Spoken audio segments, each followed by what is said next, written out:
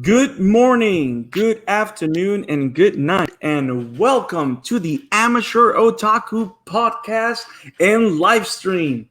How is everybody doing out there? This is Brandon Alvarado, the Scarlet Fan here, and I am excited to talk anime with you guys. And as always, I'm accompanied by the one, the only, the mad Isaac Wolf. What's up, dude? Hello. Oh, so I spent all this energy, like the excess caffeine in my body, to give you this grand introduction, and that's all you got. Yes. Wow. Okay, so that's I appreciate you being awesome and quiet. I think here. Well, actually, I'm actually a little scared now because when you're quiet is because you're thinking about doing something, and I don't know what should I be scared? Nah.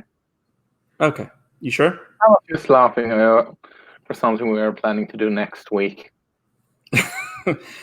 You're just thinking about the future and how you're going to torture me with weird anime that is just there to boggle my mind, aren't you? That contains puppets. Oh boy. So, hi Isaac. We're doing this. This is our second live stream. I am so excited to do this and to be able to talk anime with you and with everybody out there. Welcome, guys. This is the Amateur Otaku. This is our new format. We started last week with our discussion of your name. And now we are here again because we're going to be doing this live stream every Wednesday at 7:45 Eastern Standard Time. And it's going to stream here on our YouTube channel. It's streaming on Twitter, on Periscope as well.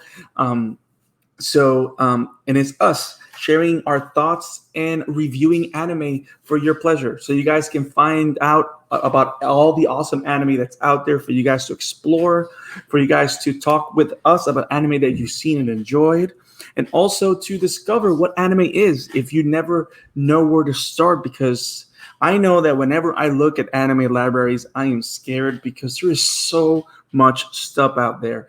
And not all of it is good, but there's so much good. I think the good outweighs the bad. Right, Isaac? Yeah, sometimes. Yeah, but there's just a lot of it, and that's what we like to do here at the Amateur Otaku. We want to break down anime for you and present you with different anime options that's out there on Netflix, on Funimation, on different streaming service, and things that we know that will pique your interest. Because there's the good thing about anime is there's always something for everybody out there. So, or rather, 99% of the animes that I suggest we're covering, and you say, "Oh, that looks interesting." Correct. That's actually true. A lot of the stuff that I've found out is you discovering it for me and leading me into madness. But the good thing is that I would say 8 times out of 10, I come out alive. The other 2 times, then, we have situations like our End of Evangelion commentary track where I literally wanted to drill a hole in my head. I didn't do it, but that was the intent. I love that movie after watch Puppet Princess. Boy, you hate me, don't you? But yes, the Amateur Otaku is going to be doing live streams every Wednesday at 7:45 Eastern Standard Time. After that, the recordings will become our new podcast episode on the Amateur Otaku Podcast on Anchor and all your favorite podcast services. And they're also going to be they're also going to be uploaded to our YouTube channel. So if you ever want to go back to listen to another episode, it's going to be on YouTube as well. We're actually hard at work as well, building up our library of episodes on YouTube. So we're taking a lot of those old podcast episodes and we're uploading them onto our YouTube channel under the playlist Season 1 and Season 2. So you guys can go see, not just hear, but see other awesome Amateur Otaku episodes. So if you guys like what you're seeing, subscribe, hit that like button, share with others the Amateur Otaku goodness. And in this particular format, what we love about the live stream is that we can interact with you guys. So we want to encourage you. We're going to talk about a particular anime that actually took me by surprise. Isaac has been insisting that we cover this anime for the longest time. It just came out this year, and I'm really happy that I checked it out. And like you guys have seen in our feelers on Facebook, on Twitter, the anime that we're going to talk about is ID Invaded, or ID Invaded is the anime that we're going to talk about. And we want to encourage you to write comments on the comment section. So if you guys write a comment on the comment section in regards to this anime, if you saw it and you liked it, let us know. If you saw it and have an interesting take on the symbolism and on the themes that the anime talks about, let us know your take. If your take is cool, we'll cover it on the pod at the end, and we'll give you credit for the awesome take that you have.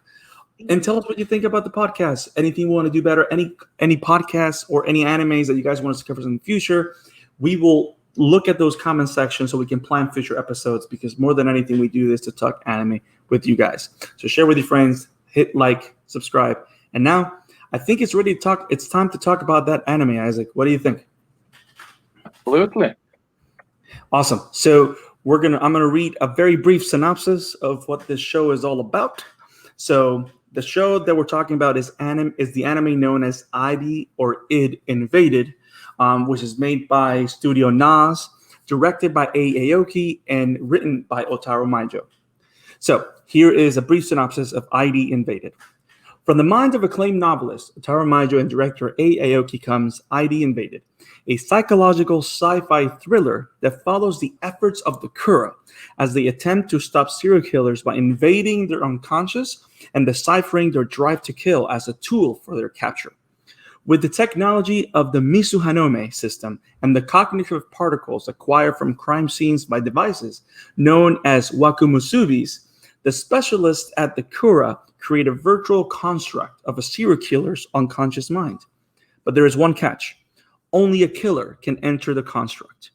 Enter Akihito Narisaho, a brilliant ex-cop now imprisoned for the murder of his daughter's killer.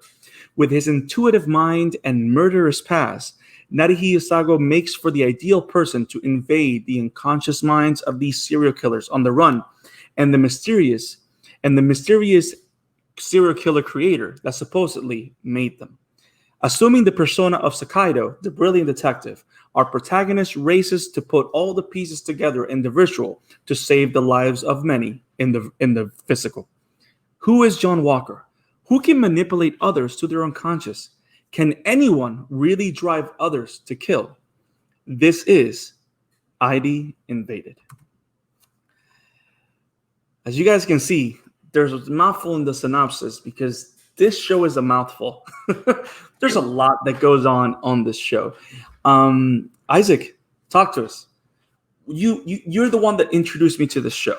What can you tell me about it?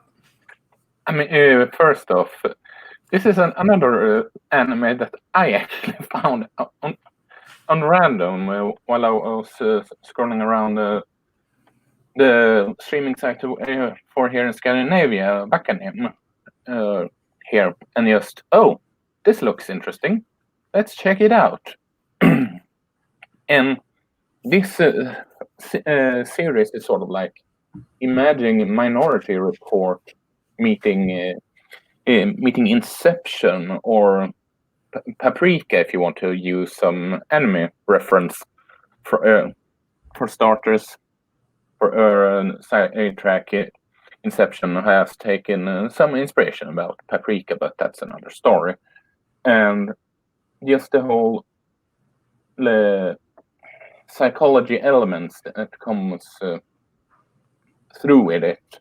It's also you said there is a lot of psychopath elements in this while it was off air, and now the more I think about it, yeah, you are absolutely right, considering how serious and how matured they take this type of topic. Sorry, and it's just fascinating because you can see where the main character comes from, and it's and you feel sort of sorry for him, and then you just find it fascinating on how they describe people's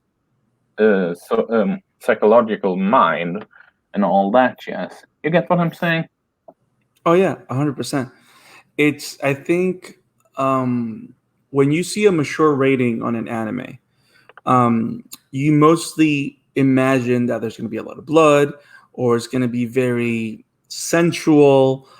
But the way that this show uses the rating is by treating its subject matter very serious. Like when someone dies, it's meant to feel like this person was murdered. You're supposed to feel the weight of that death. You know what I mean? Like you would do in any good mystery or crime drama, which I think it's what I like the most about the show is that it's like you said, it has a lot of Minority Report, Psychopath, Inception, all these sci-fi elements built into it. But in its essence, this is a crime drama. It's a thriller. You know, it's cops is cops chasing robbers. You know what I mean? But it's treated with the utmost seriousness and the way and where if this was real life, like this is the kind of show that it would work if they translate it to live action because it's built like the characters are real people. Does that make sense?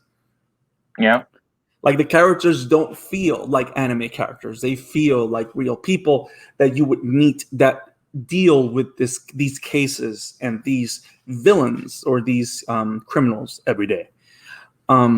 But yeah, I mean, I like how you talk about Minority Report, and that's a very old sci-fi movie. But if I'm not mistaken. What was that? The movie is based on a book, actually, if I'm not mistaken. Right. Well, but an American author, right? It wasn't like an anime. Yeah. So, but I like how the best, in my opinion, the best sci-fi is not sci-fi that tries to be 100% groundbreaking. I think like real science. The best sci-fi is a sci-fi that takes elements of what people have done before and moves them further or in a different direction. And I like how this show uses a lot of those ideas, like the ideas from Psychopaths, like Psychopaths and Minority Report. You have the idea of a specific side of the government or section of the government or of the police that deals with these cases. The idea of Inception, of going into dreams or exploring that via machinery. The idea of preventing further crime, like all those sci-fi elements are expanded upon with this psychotherapy twist that makes it feel like its own thing. Like I think what I'm trying to say is that the best sci-fi becomes its own thing by growing out of what other people have put on forth. You know what I mean? Because in a world like today, it's like any story. Like everybody, like when you go to a writing class or anything like that, a lot of people will say that every story that's going to be told has already been told. Like there's basic stories and everybody's told those stories. What makes it original, what makes that story special is the take or your voice in that story. And I think Maijo did a fantastic job in finding his voice in showing these things. Because just like Psychopaths has his very own take on stopping crime, which we can even say that Psychopaths has a lot of Minority Report in it too, with the idea of stopping crime before it happens. I like how this one goes more into the psychoanalytical side of crime, as in what motivates a crime, as opposed to a crime is about to happen. This one deals more of the idea of what motivates a crime, what motivates someone to commit murder.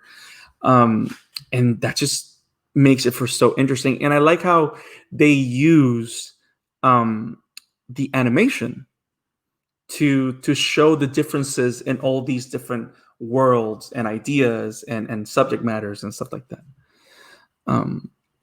What was the idea that you most found interesting? Like to you, like for you, and when you watched the show, what was the idea that you said, okay, this is original, as opposed to being like, when did it become something that was cool enough that you were like, okay, this anime won me? Because you know what I mean? Like, because sometimes you watch a show and all you think about is, oh, it's just like this. You know what I mean? Like, what was the idea in this show that made you go like, you know what? I'd never seen something like this. It's their approach to going inside someone's mind. Honestly, that's probably the biggest thing that makes it stand out and make it unique. And I like that approach. Honestly, sure, the idea has sort of been done before the exception, like we Mhm. said, but the whole mixture between making it feel like Minority Report or Inception, and the whole stylistic animation that they have that they use to convey that feeling makes Mhm. it its own story. You get what I'm Right. saying? Yeah. Yeah. Like it's how they introduce the idea of going into, because it's not just going into a mind, like into a dream state. Is like you're visiting the actual subconscious, and I think it's the method that they use and how they explain the method. I think when we start talking about the whole, when I start talking about how it links up with psychoanalysis and how it symbolizes those things, it makes it very interesting. But I get what you're saying, like the idea of going to someone's subconscious, someone's unconscious to figure that person out, and the way they collect the information. And let's break down that process. So they have these little machines, right? They call the Wakumu Sabis or whatever. Wakumu, what is it that they call? They're called Wakumu Subis. They're like these little radars or whatever. And it kind of looks like a Geiger counter, like if you're looking for radiation. So you have this little Geiger counter that whenever someone commits murder, it's like they let go these, what they call cognitive particles, and this machine, this radar, collects those particles, and that's where the Kura department develops this virtual world. And this virtual world is meant to symbolize that killer's unconscious mind. And it's just super interesting how only killers, and I think that's the most interesting thing about this is, like, for example, when you go to Minority Report, any person, any cop can understand the system and can, like, move the panels. You have the whole scene with Tom Cruise where he's seeing, like, the prediction, right? And he's the one moving all the panels to understand the prediction and what's going on. Like, any cop with the skill can do that. But I like how, and for example, an exception, anybody can invade a dream. Anybody can do it. As long as you have the equipment, you can do it, right? But the cool thing about this is that not anybody can go into a killer's unconscious. And the fact that it has to be a killer,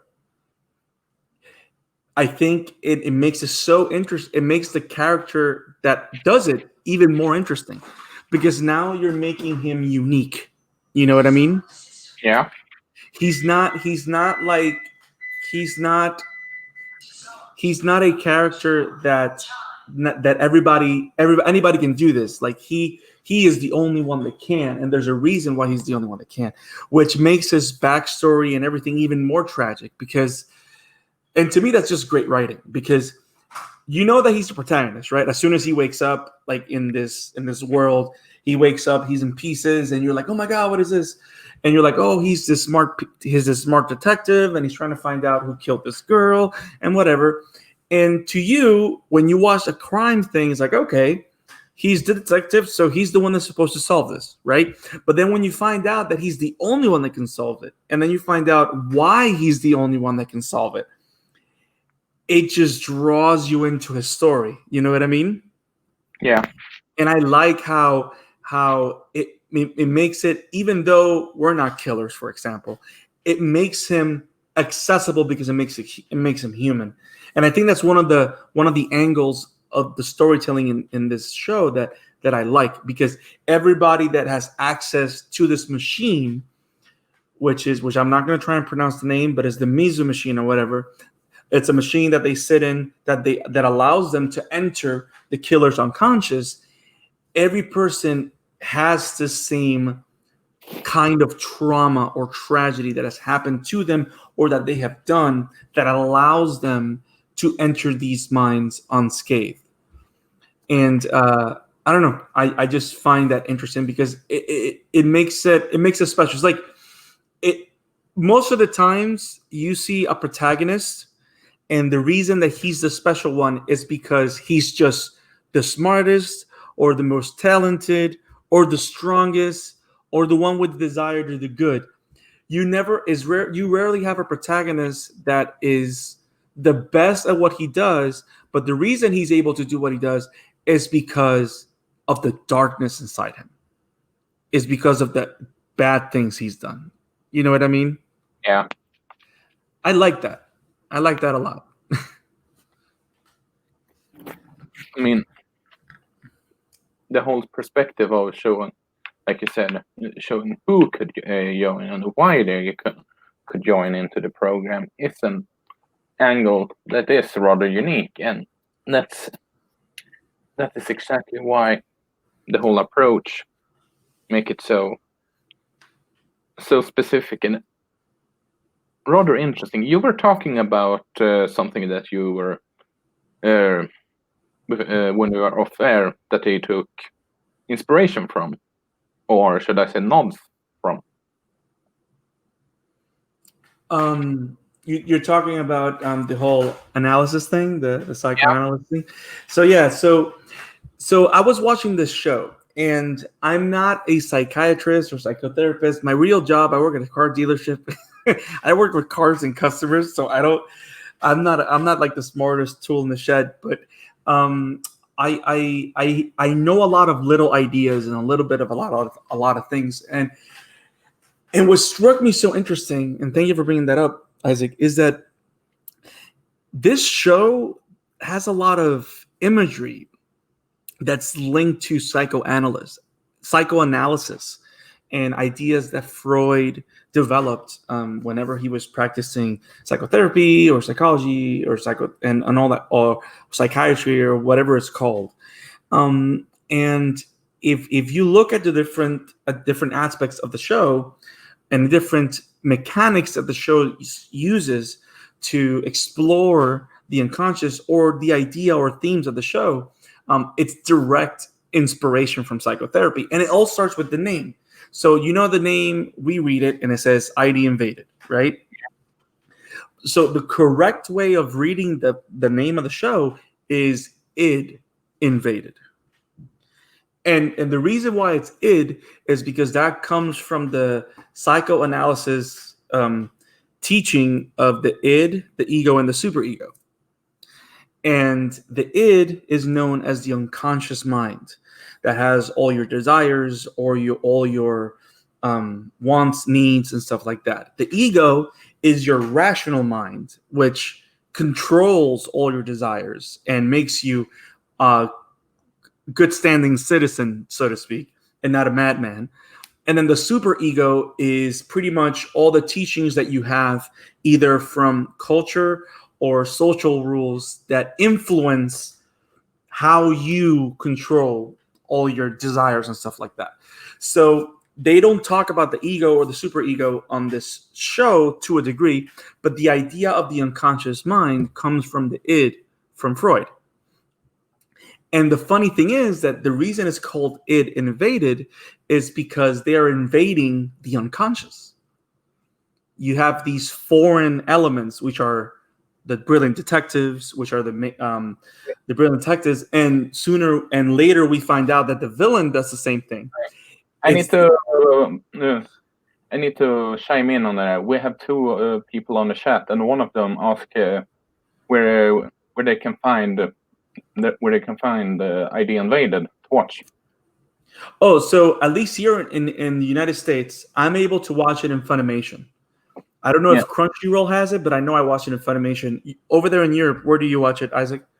Scandinavia here is a name, but it's a Scandinavian site. Okay. So I'm gonna write on here so everybody knows. And You might want to write in the comments, Isaac. So for people in Europe, they might want to watch it.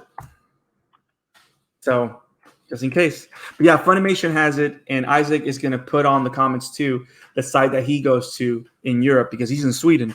So we don't necessarily watch it on the same sites, but you guys can probably check it out if you're from that side of the world. And I have this side of the world. So yeah, you can find it in Funimation. So it has the idea of the id, which is the unconscious. And the reason it's called Id Invaded is because the characters of the show invade the unconscious mind of these killers. So it has that idea. Then it has the whole thing about the brilliant detective. I like how once the characters invade the killer's unconscious, they wake up as this brilliant detective, and the brilliant detective's purpose is to discover what makes the killer tick. What is the root of their drive to kill? And they do that by figuring out who killed Karu, which is this girl that they find dead every time they go to a different world. The funny thing is that the brilliant detective kind of plays the role of a therapist, and the unconscious mind is a patient. And the detective plays the role of the therapist, trying to guide the patient through the nature of his unconscious and trying to figure out how to deal with all these unconscious urges. Also, the idea of going into the unconscious and making changes or discovering truths, it makes me think about how a lot of therapists use hypnosis and how the therapists guide patients through that process, and how patients cannot do that themselves. So they need the therapist to either allow them to enter into the state of hypnosis and come out of it. And that reminds me of how when they go into the it wells, that's what they call the unconscious it wells. They're not able to go into the it wells themselves. They actually have to have someone that actually presses the enter button, and someone has to press the eject button. They can't exit themselves. It makes you think about that, the idea of the hypnosis, and how the therapist is the one that has to enter the patient into a state of hypnosis and get them out of there. And also the most interesting thing to me was that one of the things that therapists try and do when they do psychotherapy is that they're trying to help the patient develop defenses against their darkest desires or how to deal with that. And in this anime, we see how the villain, John Walker, instead of helping the patients control those urges, he's trying to push them into go towards those urges and thus making them killers. So, which is something that you can say that someone that is not practicing psychotherapy for the benefit of the patient, they can probably do that too, by giving them ideas that will just push them to the edge. Because that's why therapy is something so delicate. Because if you don't give the patient proper treatment, it can lead to really bad results. You know what I mean? Exactly. And I like how this show plays a lot with those ideas and does it without sheltering it. It's all exposed there, and it's just super smart. Like, this show is super smart, and I wasn't expecting to encounter all that. I never imagined that it will have these connections to psychotherapy and to these ideas, but that's what that is. That's what you find in all those things. Like, I just found it funny also that every time I heard the show was ID Invaded, and then when it hit me, id invaded, I was like, that makes perfect sense, because that's what they're doing. They're invading the id. They're invading the unconscious, and how they make that their playground is so fascinating. And it also explains how every episode or every case that they handle, the world is so unique and so different because everybody's different.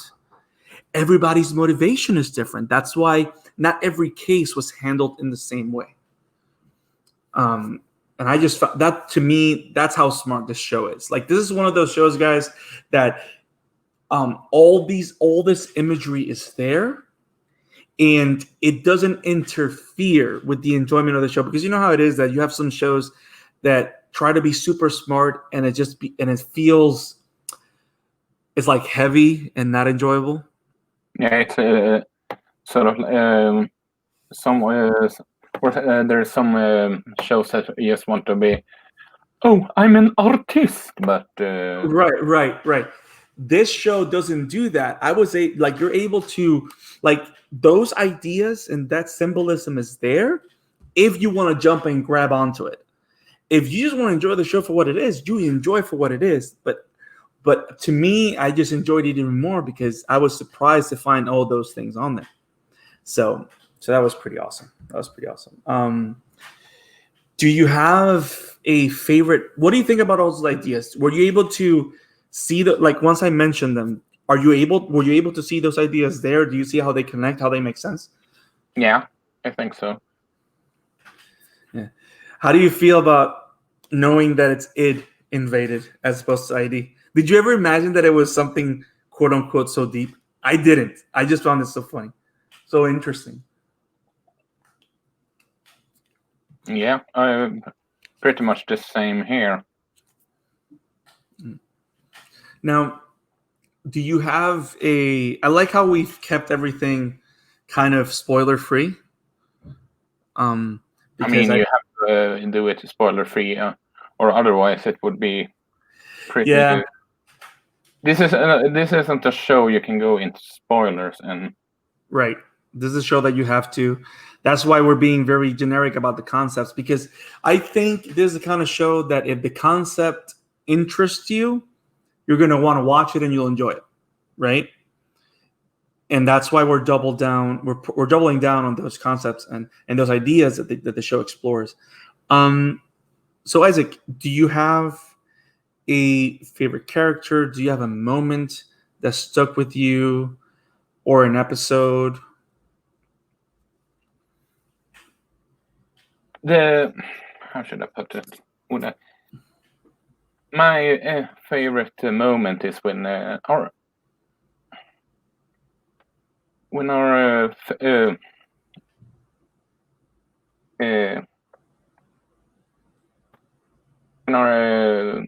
protagonist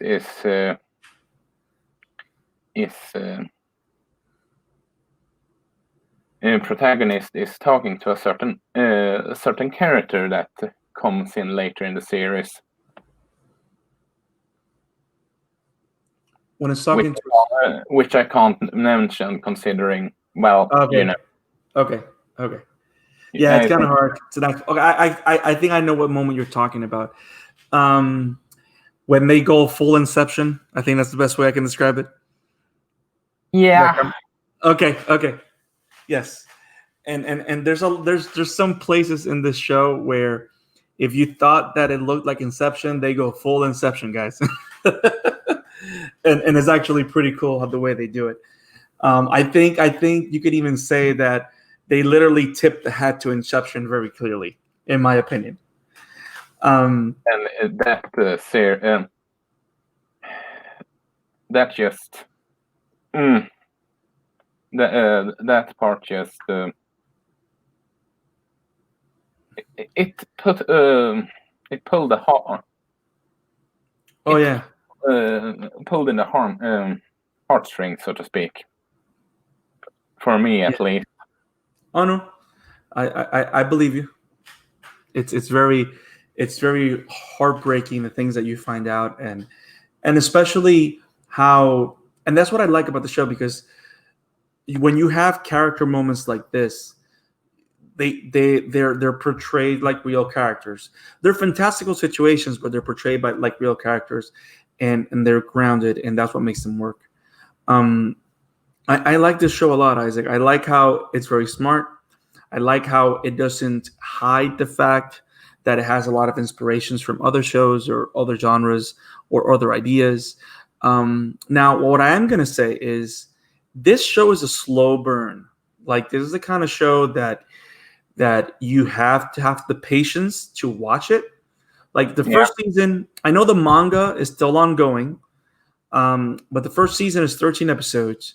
But this is not My Hero Academia. This is not this is not Dragon Ball Super. This is not fights, and like sweat and action and adrenaline.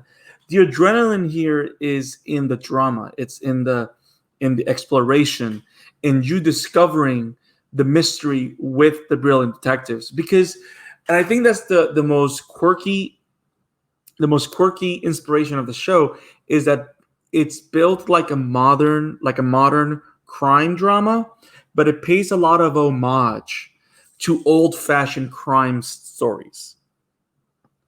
I even found it funny how one of the characters that becomes a brilliant detective, it's literally dressed as Sherlock Holmes. Now that you mention it.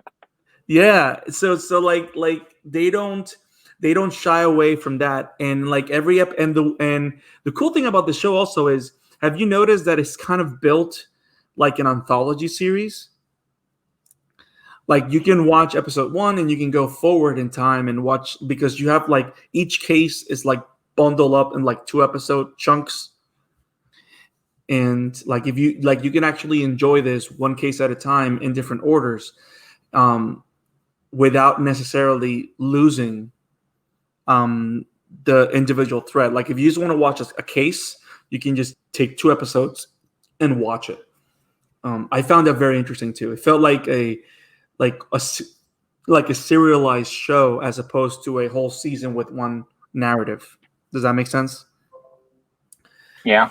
And I think it takes that from the detective mystery aspect that weighs very heavy on the show. I love the worlds. The only thing that kind of made me mad, and I want your opinion on this, Isaac, is the intro, the opening. Do you want to know why? No, I want. Go ahead. Okay. I kind of hated the intro because, did you notice how the intro kind of focuses 100% on everything that happens in the first episode? Yeah. So it kind of leads you to believe that this ability that he has of extending his arm, it's something that he's going to have throughout the show. Like it's like a video game. Like this game starts like a video game. Like you have this ability and you're just going to gain more abilities from there on out. So I'm kind of like expecting him to have this arm thing throughout the whole series, and he's going to be using that. But he only uses it on the first episode. Well, I mean, there's like somewhere else. Like we said rather recently, this is a show that you can't really go into spoilers. So that could be by design, so you don't. That is true. I didn't think about it that way. That maybe the intro is there in that way because they don't want to give away anything that's coming up. You're right. Because interestingly enough, you know how a lot of endings have a lot of animes have endings that have like scenes from future episodes. Yeah. This one is very isolated too. Like nothing. There's no information anywhere for you to grab that you can say that, ooh, I found out. For example, like your favorite show, Sword Art Online. Don't speak about the POS. No, but remember the opening for the first season of Series 2 that literally tells you who the villain is on the intro. See, it doesn't do that. That's what I mean. It's I argue that it might be by design because this isn't a show that you should watch with spoilers. It's the reason why we won't go into the spoilers, so to speak. Yeah, because it is a show that you need to discover. Like I think we've done a very good job in explaining the mechanics of the show and what makes the show interesting. And I think you guys should check it out. I mean, this show we really enjoyed it. It's not a show that I think it's safe to say right now, Isaac, it's not a show that's going to be for everybody. Like this show is going to be just like Blade Runner, just like Minority Report, just like Psychopaths. It's one of those shows that's going to have its cult following. It's going to have its core people that like this stuff that are going to watch it and enjoy it. You know what I mean? Yeah. It's not going to be. This is not the next Naruto. It's not the next freaking Dragon Ball. This is gonna be a niche kind of episode, niche kind of show. But I think it's one of those shows that's gonna last. It's gonna have a lasting impression on the anime landscape because it has a lot of smart ideas, and I like to see where they go now, especially how it ended. Because it kind of felt to me like they finished the story they wanted to tell, but I found out when I was researching that this anime is still ongoing, so I have no idea what they're going to do next. But I'm really interested. Me too. I'm really excited to see what they explore and how they continue to evolve these concepts. But yeah, if you like Minority Report, Psychopaths, Blade Runner, if you like stuff like Altered Carbon, if you like Sherlock, if you like crime procedurals, thrillers, mysteries, and sci-fi, this show, you're going to love it.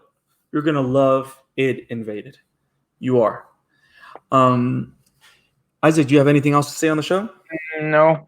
The only thing I am regretting is that we should have checked out more on where to stream it, considering this seems to be a hard series to find. Fair. That's fair. Right, because a lot of people are asking. I wonder. I know Funimation has it. Let me see if we can find. But Funimation is only on. Funimation is US only, and we have more than just US. That's US. Right. Did you put up the? Oh, it's on Hulu. That's also. Is that US only too? Yep. It's on Crunchyroll. I didn't find it on my Crunchyroll, but then again, so it might be US only. Huh. I wonder. But then again, I don't have a Crunchyroll account, so maybe that's why I didn't find it. Now, this is awesome. I mean, everybody should watch this show. Give it a chance. This is the kind of show you want to watch. And I think the best thing about this show is that, did you notice that the first episode has no intro, has no outro? It's literally, to a degree, just the episode with almost no credits. It kind of felt to me like the first episode, it wasn't necessarily a pilot as it was a pilot / proof of concept. Does that make sense? Yeah. It felt like they designed the pilot like, hey guys, this is what we're working on. If you guys like it, we'll make more of this. So I think we can tell you guys that are listening, if you want to know if Id Invaded is a show for you guys, just watch the pilot. Watch the first episode. The first episode will tell you everything you need to know of whether or not you'll enjoy this show or not. I think once you get through the first episode and go through the next one, by the second episode, I was ready to go. I want to watch the show. I want to know the mystery. I want to finish it. Were you the same after the first episode, or did it take a while to grow on you? I was pretty much hooked right on the get-go, considering I'm rather how should I put it? I'm rather weak for stuff like that. Fair. So let's see if we have any comments. Guys, if you guys have any ideas, if you guys have seen this show and want us to give us your take on it, this is the moment. Send us a comment right now here on YouTube on the comment section. Let us know what you think about Id Invaded. Let us know if you've watched it. Let us know what you think. If there's anything in particular anime related that you guys want us to discuss, give us a crazy talk, give us something. We'll make sure to cover it here on the live stream. Let us know. So let's see. I want to apologize right now that we didn't do any research on where you can find it. So that is something we should do next time, for sure. Yes, a bit further research where you can find it. That is true.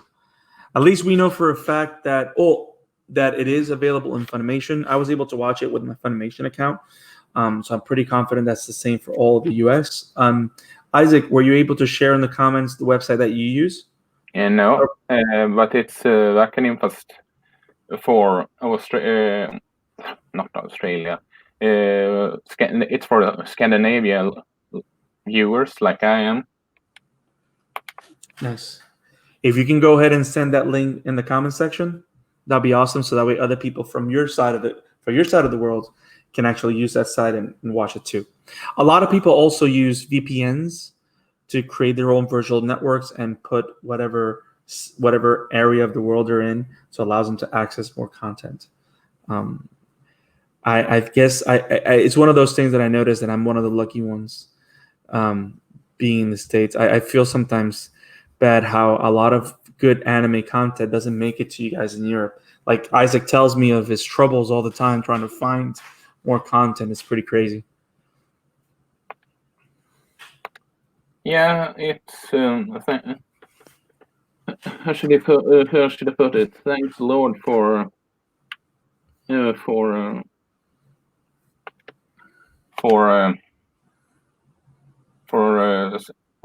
stuff like Wakanim, I suppose. Yeah.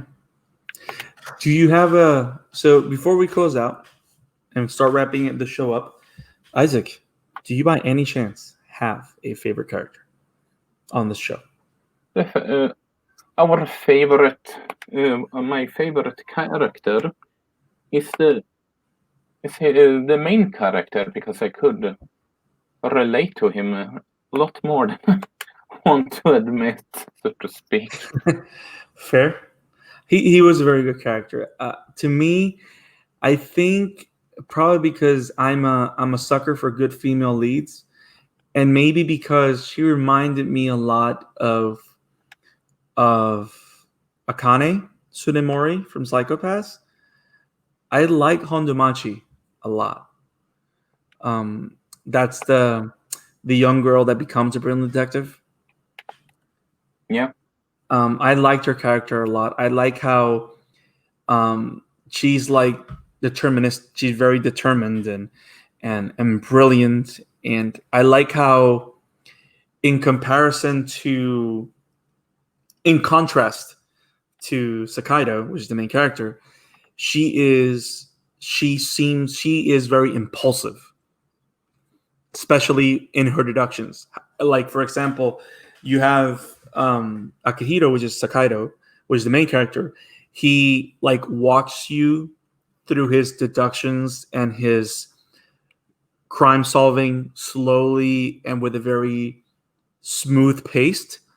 But she does it at 1,000 miles an hour. You know what I mean? Yeah. And I like how it was so different and like in your face. And she is this small person. She's like bottled up intensity. I'm really excited to see more of her character. And her storyline was just awesome too.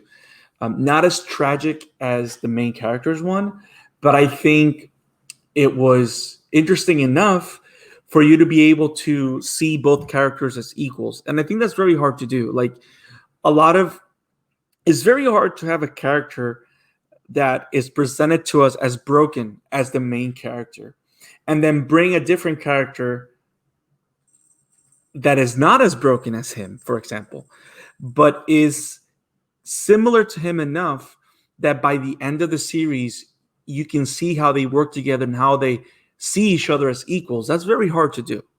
You know what I mean? I don't know. I like those kind of things, especially when you kind of first meet this character. You feel like she's going to be like this filler character, but then she becomes this much bigger presence on the show. And that's the character that I'm most excited to see what else they do with her. But yeah, Hondomachi. So you are Team Sakaido. I'm Team Miyo Hiyo. I forgot the name. She's the only one with a full name, but I don't even know how to pronounce it, so I'm not going to try.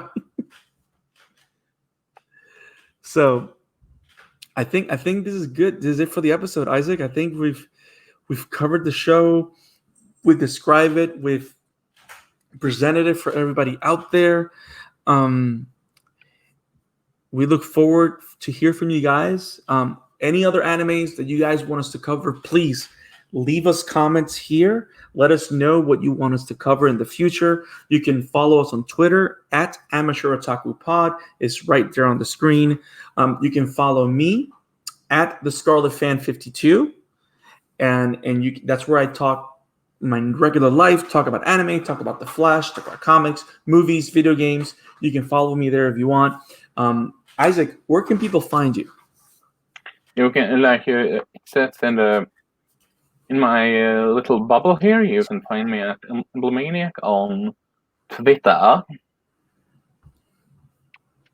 Awesome. And you can also, if you guys have any, if you guys want to send us an email, you can write us at amateurtakurtf@gmail.com. Let us know what you think about the show, things that you would like us to tackle in the future. We really want to cover stuff that you guys want us to cover. Isaac is an infinite well of anime knowledge, and he's always coming up with awesome shows that we can cover. But what will make us very happy, both me and Isaac, is if we cover it when we hear recommendations from you guys. We want to hear what you guys want us to cover, so we can start that conversation with you guys. Because if we know something about anime, is that awesome anime builds great conversations, and we want to build those conversations with you guys.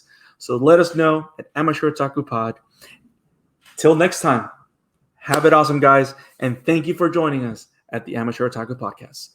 Click, like, and subscribe, and share with your friends. See you soon. Don't forget the bell. See you soon.